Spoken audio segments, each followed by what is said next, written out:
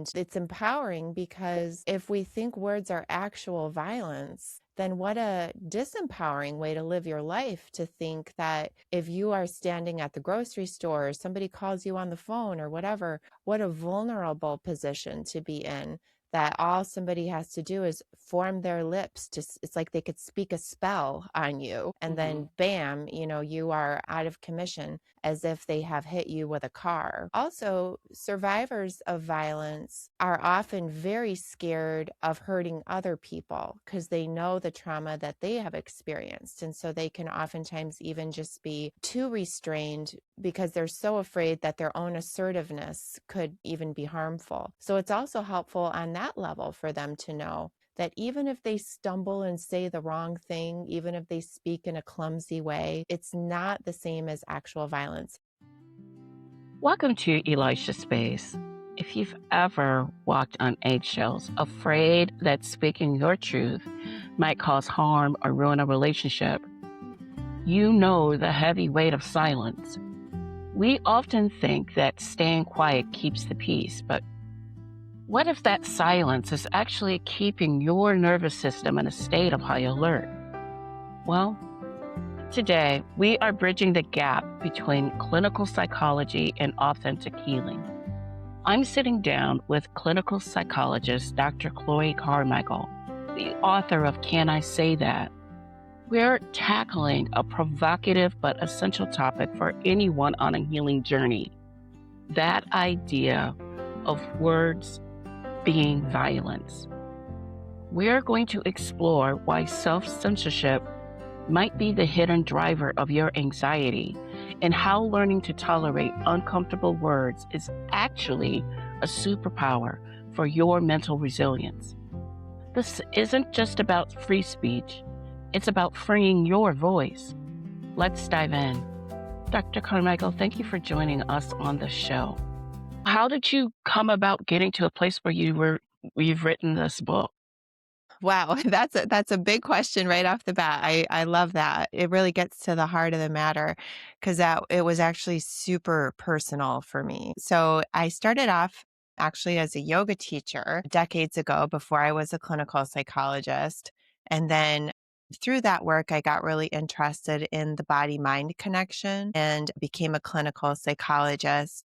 My previous book was actually about the healthy function of anxiety, which is to stimulate preparation behaviors. So I was doing pretty much normal psychologist stuff for like the first decade plus of my career. And I was getting a fair amount of media attention, which was great because it was helping my practice and that kind of thing. But I had noticed that there was this little deal with the devil that I felt like I had made. It started during graduate school and it continued through my practice and my media relationships. And that deal with the devil was I couldn't talk about certain things, or it was going to either really slow my progress in graduate school if I argued with the professors. And then if the media was calling and they wanted to talk about stories, I never said anything that I thought was untrue, but I understood that they didn't want to hear certain angles. They only wanted to hear the angle that they were, for example, with Me Too. They wanted obviously to have a psychologist talk about how sexual harassment is bad and causes trauma, but they would never want to hear the fact that maybe women can also sometimes be untruthful and maybe there's Mhm. a danger in that. So just an example. But anyway, I admit I played the game and I didn't think too much about it. And then it came to a head during COVID when my then 3-year-old son was going to have to be masked. Like, as we all know, it turned into weeks, months, and years in places where I was, like New York. But I fled New York because I didn't want to have to mask him. And I thought, okay, well, that's great for me, but what about all the other kids out there? And nobody's talking about how this could be harmful to them. And so I started talking about it in the media, even though I knew this could really burn my media bridges, could cause me some problems, but I felt like I had to speak up about it. And so through that process of just speaking up, I noticed my cognitive processes got more clear because I was having detailed, in-depth conversations about this subject instead of just keeping it bottled up. I noticed my emotional equilibrium felt better because I, again, wasn't keeping stuff bottled up. And I noticed my social relationships became more authentic because I was being real with people. So, all of this led me to realize that there were many other topics that I maybe had been holding back on, and that cancel culture was causing a lot of people to feel like they needed to hold back on a lot of things. So, I said, maybe somebody needs to explain the mental health benefits of freedom of expression. So, that's why I wrote Can I Say That? Why Free Speech Matters and How to Use It Fearlessly. That is powerful. That is powerful because even with myself, I have to be careful. You know, you have to be careful. So I totally get what you're saying as far as that's concerned. That we are in a society where we have to be very careful about not just what we say, but how we say it so that what we're saying is being heard. So I definitely, and you're right, there is a connection to being truly authentic and having positive or increased positive health benefits as a result of that because you're living in your truth. You know, in regards to many people who may want to be peacemakers just and so they're choosing to be silent. In your book, you've argued that self-censorship is also actually a driver of anxiety, which I do agree. Could you explain how holding back keeps our nervous system stuck in fight or flight mode? Yes, absolutely. And in fact, I think it can even exacerbate fight or flight mode I because when agree. we hold things back, we are denying ourselves the opportunity of emotional regulation. Like, for example, when we name our emotions, the amygdala actually begins to decrease and settle down. I mean, we've all had the experience of something that feels really scary inside, but then we have a heart to heart with a friend or talk about it with our therapist and it starts to feel more manageable. That's partly just the process of putting language on a problem. That can even happen just by journaling by yourself. But when you talk about it with a friend, it can also you can experience what's called containment. We're not meant to be alone. Whether you come at this from, say, a religious perspective or a purely evolutionary perspective, either way you look at it, we are not meant to be alone. We're tribal creatures. We're meant to be in communication with others. So it's regulating for us. And language is an incredible tool for problem solving. So that also can start to settle the nervous system when we start brainstorming and getting ideas or activating our support network. But again, just the mere aspect, the mere act of putting language on an issue does this incredible thing that we don't even think about, which is that it puts this swirl of thoughts and feelings into a coherent and rational system called language. It's incredible. But I do just want to speak to one other point that you made there, Elisha, which is about people that want to be quiet because they want to keep the peace, or, they want to, as you said, how we say things is important. And in the book, I do have a section on the difference between self-censorship, which I'm arguing is harmful for the reasons that we discussed and more, compared to what I call healthy self-restraint. So the Mhm. goal here is not to have no filter or to not think or care about how we communicate with others. That is important. I'm just saying it's also important to do it authentically. That's a great differential there because I think there's emotional maturity going on when you are, um, speaking in a manner in which you're wanting to be heard. So that has been very important there. So I'm glad that you brought that up. Thank you so much, Chloe. Yeah, of course. We're talking a lot about the power of words, right? And when you say that words aren't violence, how does that distinction actually empower a trauma survivor? Wow, I love these questions. I just want to repeat that. So you said when we're thinking of the phrase words are not violence, how does that actually empower a trauma survivor? I first want to say that I I respect and even agree with the idea that words are violence as a metaphor, right? So we can use phrases like his words were like a punch in the gut, or, Mhm. her words were like a stab in the heart, right? I understand that. And I don't want to take that away from people if they're talking about, verbal abuse, and there was an aspect to that that felt, violent to them. I can understand that. But the issue is, and where it can become empowering to everybody, including survivors of trauma, is to understand that words are not actual violence. And it's empowering because if we think words are actual violence, then what a disempowering way to live your life to think that if you are standing at the grocery store or somebody calls you on the phone or whatever, what a vulnerable position to be in, that all somebody has to do is form their lips to it's like they could speak a spell on you, and Mhm. then bam, you are out of commission, as if they have hit you with a car. Also, survivors of violence are often very scared of hurting other people because they know the trauma that they have experienced, and so they can oftentimes even just be too restrained because they're so afraid that their own assertiveness could even be harmful. So it's also helpful on that level for them to know that even if they stumble and say the wrong thing, even if they speak in a clumsy way, it's not the same as actual violence. And one other quick distinction I want to make on that as a clinical psychologist is that if a patient in my office tells me that he is going to go tell off his neighbor. He's gonna go give his neighbor a big, nasty piece of his mind.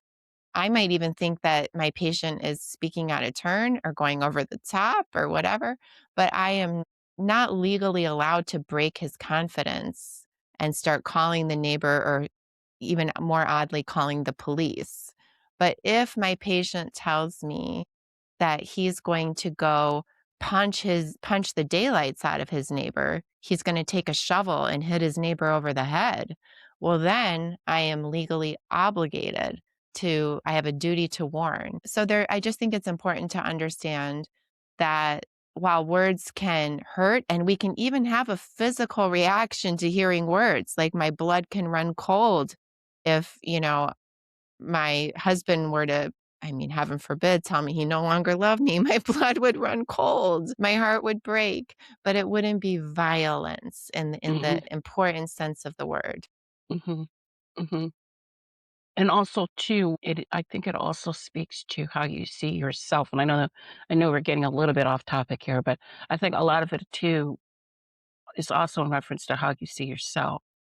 Because if you see yourself as a strong person, if you see yourself as a confident person, if you see yourself as someone who is empathetic, if someone says something different, or if they're making statements to you or about you, and you know this is not true about yourself, you don't receive that because you know who you are.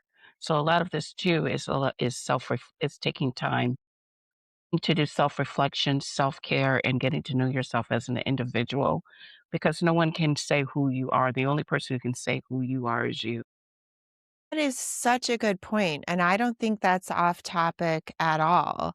So, if we think even about the word violence, it has in common the same root as the word violate, right? Mhm. As in to violate your boundaries. And if somebody physically assaults you, it's pretty black and white. They have literally violated your boundaries. But as you pointed out, if somebody says something about you that's untrue, if you are a grounded person, you can have the discernment to choose whether or not you'll internalize their words, whether or not you'll allow those words to violate the interior part of you, and to be in your head, or whether you'll reject them. We can't reject a punch, we can't reject a kick in the ribs, right? Exactly. Right. So thank you for bringing that up. Yeah. Yeah. This is so true. A lot of people confuse being nice or polite with being healthy. But what happens to our relationships when we're too afraid to say what we really think because we don't want to cause harm? This happens so often. It does. typically that's associated with people pleasing, right? Hmm. And I mean, hey, I just want to say, by the way, I come at all of this through my own foibles. As I said, I've done every mistake literally in the book. In my book, I made them all. Hmm. Hmm. Me too. So I'm guilty of a lot of that stuff too. yeah, yeah. Right. So through wanting to please people and maybe smiling and nodding or laughing at jokes that imply a belief system that we don't actually have because we're afraid to upset the apple cart or have a conflict or a disagreement, we might in a way think that we're being nice, but I'm going to say what I'm about to say here with love, because I know it might feel like a criticism to some people that have that strategy. And again, I just want to say there is a time for healthy self-restraint. So if your mother-in-law says, "Do you like my new haircut?" Maybe it is time to just smile and nod, right? Sometimes. But I'm talking about issues that tap at your value system. So Hmm. if somebody says, gee, can you believe that, news story about, whether it be immigration, abortion, welfare, violent crime, whatever. And they say something about the issue that implies that of course you feel the same way because everybody who doesn't, they're a bunch of morons. And then you're like, well, hey, I actually feel that way. But then you decide that you're just going to smile and nod and laugh along to quote, keep the peace, right? So that's the kind of self censorship when it's coming down to issues of values. And so in that situation, we're not actually being nice. What we're doing there is we're actually being what psychologists call passive aggressive. And people resort to passive aggression when they don't feel that they have the tools or know how to feel safe, especially expressing themselves directly, dealing with, more direct assertiveness, then they lapse into passive aggression. And what that does is it causes a lack of authenticity. So one way to say it, and I'll be a little provocative here, is that you're actually not being kind at all to the other person. You're insulting them in your mind by suggesting that they're incapable of grasping or comprehending or tolerating a diversity of viewpoints. And even if they're not capable of that, I still think it's patronizing to play along into that and to deny them even the opportunity for growth, to understand that if they want to live their life in an intolerant manner, then they'll have to even maybe experience the absence of you, if you being truthful with them is going to cause them to write you off, well, then maybe it's best that they discover that and live with that. And denying people the opportunity of even experiencing their real self and the real effect they have on people is important. But again, I just want to say there's no absolutes. If you just start at like a party and there's some weird drunk person babbling and you're never going to see the person again. I'm not saying we have to dive into it every time with every person, but the self censorship I'm talking about really is in the context of actual relationships, that we need Right. to be real in our actual relationships. Right. The people that are important and that matter to you. I'll Hmm. also say this, that when you're choosing to do that, it's like you're cutting yourself because your silence is implying that you agree with something that's not a part of your core values. So I do encourage people to speak up because after a period of time, you may not even recognize who you are in the mirror because people may have an impression of you who is very opposite or very different from who you actually are. And at the end of the day, don't we want people in our lives who see us? That's the key. Totally. Thank you for that. Yeah, there's a lot there to what you just said, Elisha. So, yes, when we hold all of that in, I was talking about the negative effects that we have on the other person. But yeah, we're also behaviorally signaling to ourselves that our own viewpoint doesn't really matter, right? So it's undercutting our own self-esteem. And we also go into this three-step process that I outline in the book, as you mentioned there, you alluded to, which is that by habitually suppressing our real selves, which is where we're actively saying, oh, interior, shut up, Chloe, don't say that. If we do suppression often enough, it becomes automatic, which is called repression, where it doesn't even occur to us to say it aloud. And if we do repression long enough, then we go into denial, which I'm sure your audience is very familiar with, where we can even dissociate from our own true, real beliefs and feelings, which of course is the absolute cycle of abuse, where Right. the victim kind of goes along and is like, oh yeah, I'm sure he was just really mad, and kind of goes along with his narrative so long that in her own mind, she even starts acting or behaving as if this is normal. And interestingly, when victims are coming out of abuse, one of the primary tools for them to regain their self is verbalizing, is by telling the stories of what happened and how they probably really did feel deep inside. And again, verbalizing, reclaiming their voice. So I encourage people, don't lose your voice in the first place. Right. Exactly. Exactly. For someone that maybe is coming out of a situation and they're finding themselves having to rebuild, you had talked about how when treating words as violence has made us mentally fragile. So, how does it, and you touched on this a little bit, how does it actually help to build your mental and emotional resilience when you're choosing to speak your truth, especially within an environment where cancel culture is so prevalent right now?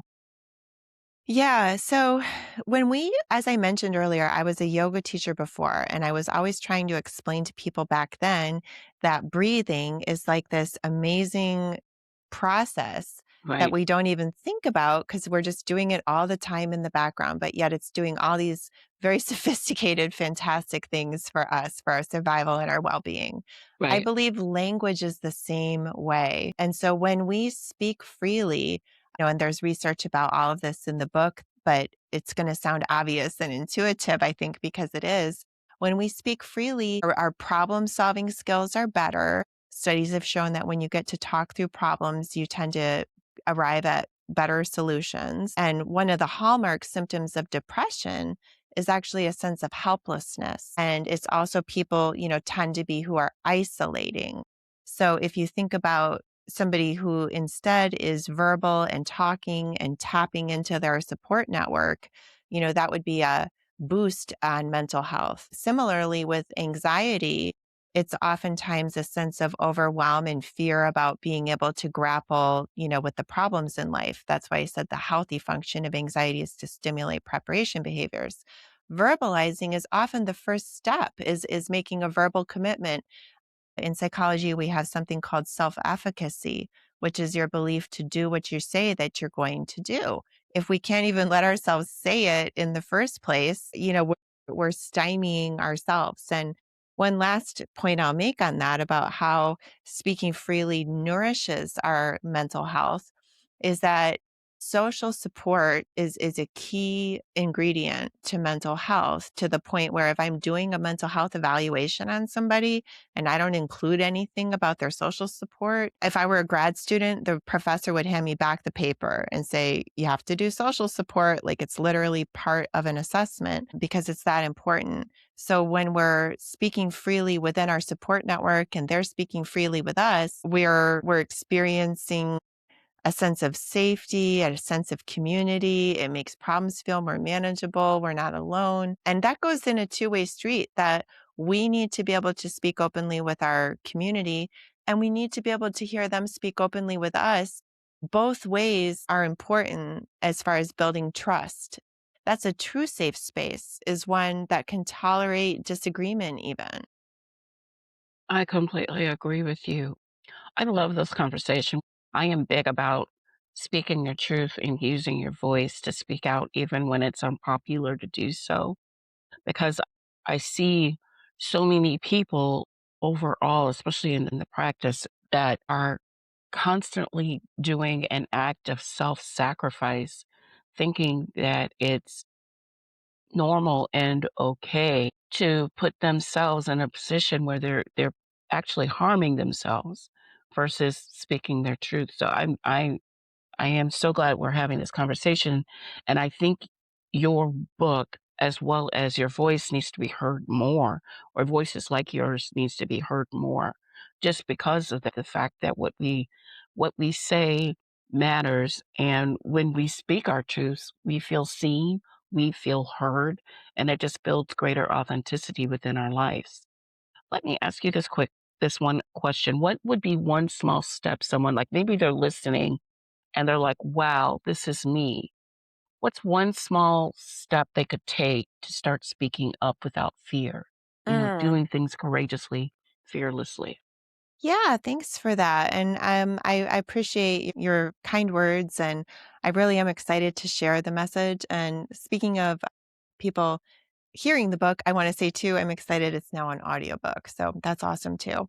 Yes, But one small step that people can take, if you're hearing this and you're like, wow, yeah, I've been doing a lot of self-censoring, I want to change that. I think a good starting point is to do what psychologists call narrating your experience. And that means that if, say that you've been holding back around just your hypothetical Aunt Polly, that your Aunt Polly always spouts off about this, that, and the other thing, as if you agree with her and you've been smiling and nodding. So poor Aunt Polly has no idea that you don't agree with her. Instead of just, one day saying, you know what, Aunt Polly, I disagree, a more peaceful way. Because again, people typically hold back because they want things to be peaceful, which is a pro social instinct. It's a good thing. We don't want to lose that. But the way to be authentic and peaceful would be to say, you know what, Aunt Polly, I just want to take ownership of the fact that I've been holding back a lot. I had the idea in my mind that the way to keep everything peaceful with people was to agree with them, or at least pretend to. And I've realized that that is not really building the kind of deeper, real relationship with you that I want to have. So I'm going to probably share some perspectives that will surprise you because, again, I've been holding back and that's on me. And I want to change that. So I just want to let you know it's going to happen here and there. I'm going to speak up, and it doesn't mean I'm speaking up to push you away. I'm actually speaking up because I want us to have a deeper, more authentic, keep it real, closer relationship. I love that. So you guys heard that challenge, right? Go ahead and do it fearlessly. If someone wants to reach out to you or learn more about you, how can they do that? I will share with them, and just want to share two more quick tips too on how they Yes, go could ahead. do Yes, that. go Yeah, ahead. thank you. Thank you. Because I know there might be some people that don't feel yet ready to take the dive with Aunt Polly, so to speak. Okay. And so one way to do that as well is to just journal. If you're in a situation, maybe your college professor is going to trash your grade if you speak up and you just know you can't do it, is to make sure that you get the words out somewhere, somehow, even if it's just journaling, that you use that important gift of language so you don't go into the suppression, repression, denial cycle. And you can also even do role play with a friend. You can say, I'm thinking of speaking up with my Aunt Polly. I want to have that conversation, but I'll do it first where I'm me and your Aunt Polly, and then we'll switch where I get to hear you be me and I'll be Aunt Polly. So I can throw at you some of the things I'm afraid she'll say. So there's a lot of prep work you can do. There's dozens of tools in the book, and the book is available. As you said, where can people find me or the book? It's available everywhere books are sold, I'm so happy to say. So you can go to Amazon. You can also go to freespeechtoday.com. At freespeechtoday.com is my website. And that's where you can also connect with me on social media, everywhere else.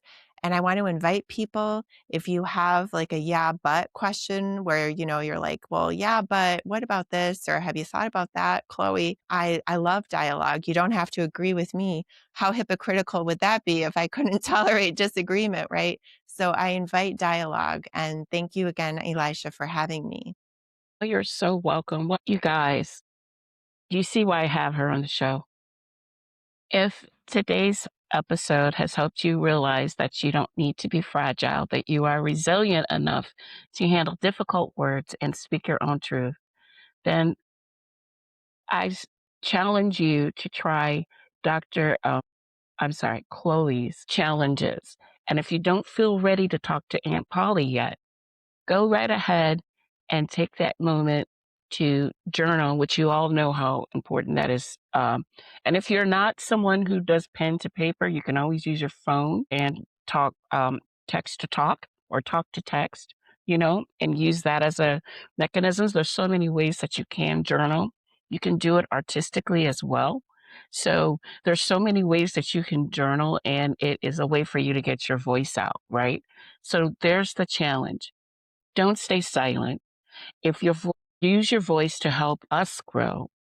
So I ask you to rate the show, leave a review, and tell us one thing that you're going to do to stop being afraid to say. And your reviews help us to get the word out to others who also need this freedom.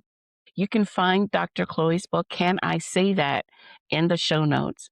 Until next time, be brave, be authentic, and take up space.